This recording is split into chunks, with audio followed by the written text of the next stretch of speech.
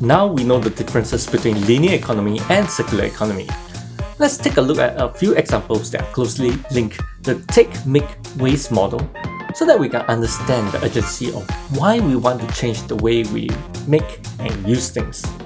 One of the most important aspects is what we are wearing. No.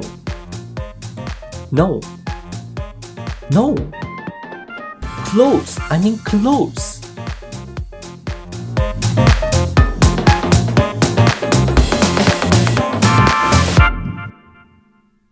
Yes, fashion. Like Vivienne Westwood said, fashion is life enhancing, and like everything that gives pleasure, it's worth doing well. But doing well doesn't mean just making yourself look good. Wearing well also means that you are free to express yourself and that you don't feel guilty for wearing something that is unethical. And that's the keyword I want you to take away. Ethical fashion. Now, the word ethical means fashion that has been responsible to the people who has made your clothes and responsible to the environment. The linear economy of take, make, waste has been pretty bad to society and nature. Why is that? Well, let's first look at how it harms people. At some point, you got to wonder, who made our clothes? How sure are you that whoever sewn your clothes is paid fairly? Or the shoes you wear is not made in a sweatshop, where there's poor working conditions, unfair wages, unreasonable hours, and a lack of benefits for workers. Some of these sweatshops may even involve child labor. According to the International Labour Organization, 168 million children aged between 5 and 14 are being forced to work. There have been big incidents throughout fashion history. One of the most impactful is undoubtedly the Rana Plaza factory collapse in Bangladesh in 2013. Over 1,000 died, over 2,000 maimed. It shocked the world, while highlighting the poor working conditions government workers are exposed to, including low pay and how work is prioritized over human life.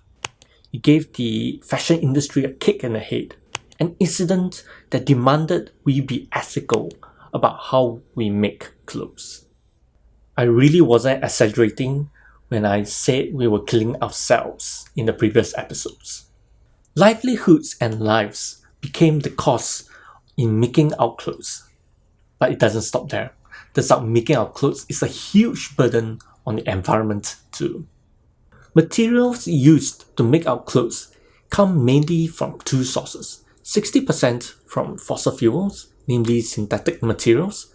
The other 40% comes from agriculture like cotton and wool.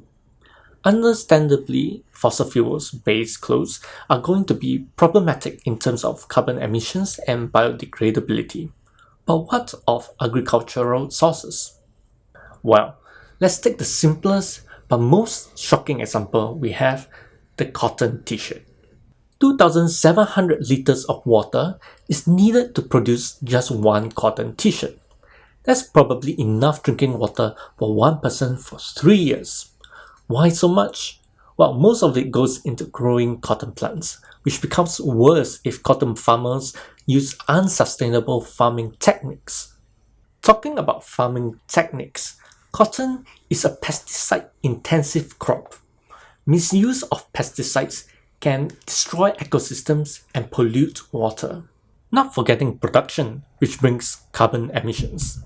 Harvesting, processing, transporting, manufacturing, packaging. This means making each t-shirt releases about 6.5 kg of carbon dioxide equivalents. So, what does 6.5 kilograms of carbon dioxide equivalents actually mean? Well, if we use the estimates from the International Energy Agency, it is the electricity usage of about 79 hours of Netflix streaming. So what it means is you can actually have a marathon of all the Harry Potter movies, a marathon of the Lord of the Rings, including the Hobbit trilogy, have each marathon twice, and you still have a few hours to spare. That's how much impact manufacturing a t-shirt can have. Not into a white t-shirt, let's add dye. which is synthetic composition threatens to pollute water and poison water sources. We've really just scratched the surface of the problems. We haven't even talked about beyond making clothes. For example, washing certain clothes are harmful too. Synthetic clothes are responsible for 35% of microplastics in the ocean, and that means 2.2 million tons of microfiber every year. This meme just keeps getting less and less funny.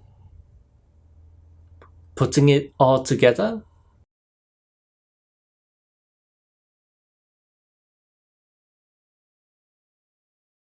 but that's not the conclusion of the story. A circular economy can help us resolve the multitude of problems. For example, we have businesses that are able to turn old t-shirts into oil to make new t-shirts. We have organic cotton too, which uses much less water and are less impactful in environmental damages. Fair trade ensures that everyone involved in making our clothes are getting treated and paid fairly. There are solutions to changing the way we make and use clothes. Ultimately, wearing ethical means being good to your well-being too. You don't feel the weight of eco-guilt. You know what you wear has had a positive impact in someone else's life and minimal influence on the environment. And that is why ethical fashion is a trend you want to be on board with too. To be honest, you don't really need to buy new clothes anymore. We are at a point where we can get second hands really easily, especially online. And it's even better if you're in Japan because the Japanese take care of their products, take care of their things so well, they often look new. Other than second hands, there is also the concept of prolonging the lifespan of your clothing. This reduces, of course, your need to buy new clothes. We'll talk more about this in a future episode.